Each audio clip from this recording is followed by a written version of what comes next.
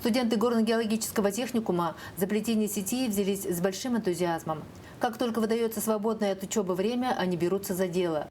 В техникуме изготовлены две стойки. Одна стоит в учебно-лабораторном корпусе, а вторая будет размещена в студенческом общежитии.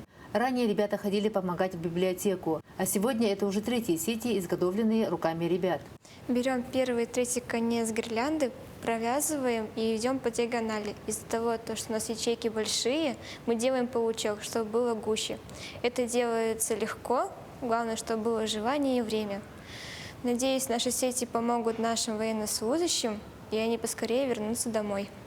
Маскировочные сети – дело кропотливое. В каждую ячейку руками студентов вплетаются еще поддержка и забота. Ведь ребята не просто готовят сети, а по сути спасают чью-то жизнь. Маскировочные сети применяются не только в окопах и для маскировки техники, но и для располаги.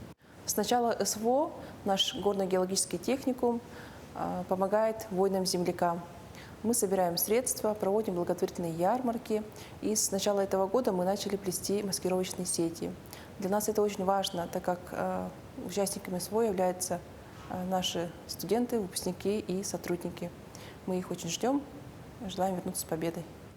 Сегодня в райцентре Улуса организованы группы по плетению сетей в межпоселенческой библиотеке, в Центре общения старшего поколения «Дружба» и теперь в горно-геологическом техникуме.